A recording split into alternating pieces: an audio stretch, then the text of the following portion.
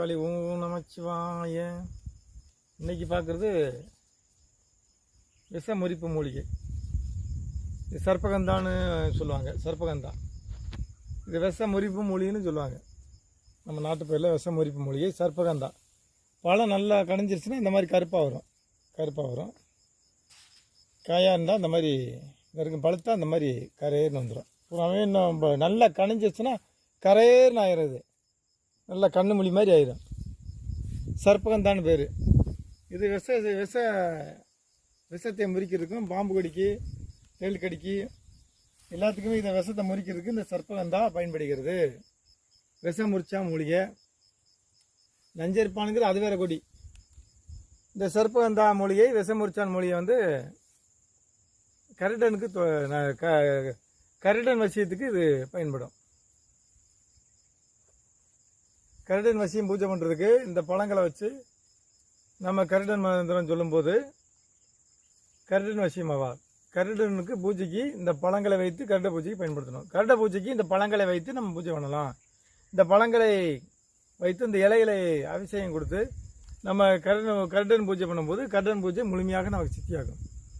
கரடன் பூஜை சித்தியாவதற்கு இந்த சர்ப்பகந்தா மூலிகையை நம்ம வச்சு பூஜை பண்ணிக்கலாம். பழம் கொத்து கொத்தாக காய்க்கும், பார்க்க அழகாக இருக்கும். இது வரும் காயே சிவப்பாக இருக்கும். பழமானால் இந்த கரையேன்னு வரும், கருப்பாக வரும். இந்த வருங்க பழம் கருப்பாக வரும். காய் காயே பழம் மாதிரி தெரியும், சிவப்பாக இருக்கும். பார்க்க கொத்து கொத்தாக இருக்கக்கூடிய சர்ப்பகந்தா கரடன் பூஜை பண்ணுறதுக்கு நமக்கு பயன்படும். கரடன் வசியமாக இருக்கும். கரடனுடைய மந்திர சித்தியாக இருக்கும். கருட வசியம் சித்தியாக இருக்கும். இந்த சர்ப்பகந்தா பழங்கள் பயன்படுகிறது. அதனுடைய காய் இலையும் நம்ம கரட பூஜைக்கு முக்கியமாக பயன்படும். கரட பூஜைக்கு உகந்தது இந்த சர்ப்பகந்தா.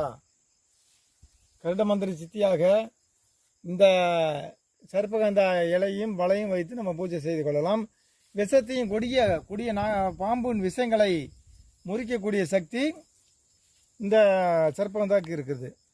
இது காய் பச்சையாக இருக்கும். முத்துனது நாளாக அப்படியே சிவப்பாக வந்துடும். அடுத்து மேலும் இன்னும் அதிகமாக கனிய கருப்பாகும். கனிய கருப்பாகும். காய் பிஞ்சு பச்சையாக இருக்கும். இந்த வித்தியாசம் இருக்குல்ல, இந்த பச்சையாக இருக்குது. கொஞ்சம் அதை விட முத்தி பழுக்கிற நிலை வரும்போது சிவப்பாகுது. செவின்னு நல்ல கொவ்வை பழம் போல், கிளியின் சிவந்த வாய் போல் இருக்கும். நல்லா பழுத்துருச்சு கருப்பாகும். இந்த பார்த்தேன் பழுக்க போது கருப்பாகுது. நெலுக்குன்னு இருக்கும். இந்த பேர் நெலுக்கு. இது வந்து கழுக்கணக்காக இருக்கும். இது நெலுக்குன்னு தான் நெலுக்குங்க. இது விதை அருமையாக வருது. இது பாம்புடைய விஷத்தை முறிப்பதற்கும் பயன்படும். கீரி பச்சைன்னு ஒன்று இருக்குது, அதுலேயும் பொருளும்.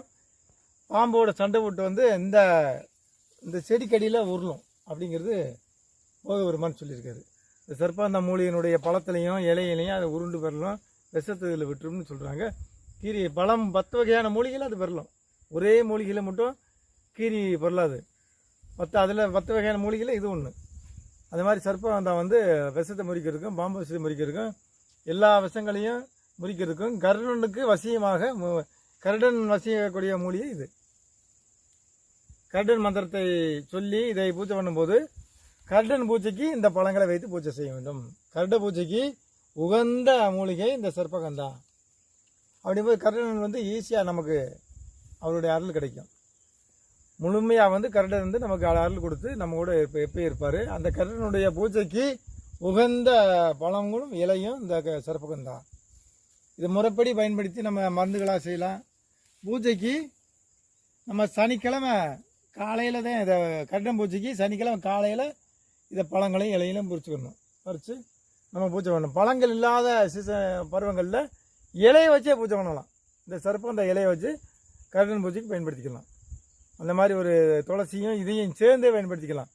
துளசி இலையும் இந்த சர்ப்பகந்தா இலையும் சேர்ந்து மாலையை கட்டிட்டு கருடனுக்கு மாலையை பண்ணி போட்டு அதை பூஜை பண்ணும்போது கருடன் முழு ஆசீர்வாதத்தை நமக்கு தருவார். அந்த மாதிரி ஒரு முக்கியமான கருடனுக்கு உகந்த மூலிகை, கருட பூஜைக்கு உகந்த மூலிகையாகும்.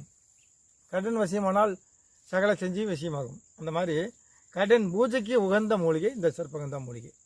இந்த மாதிரி ஒவ்வொரு மூலிகை அது எப்படி இந்த மருந்தை இந்த இலையை பிடுங்கி இது எந்த வகையில் மருந்து முறையாக செய்யணுங்கிறத நம்ம தெரிஞ்சு அனுபவமுறையில் செய்யணும். முறையாக செய்து நம்ம பயன்படுத்தும் போது நல்ல பலனை அளிக்கும்.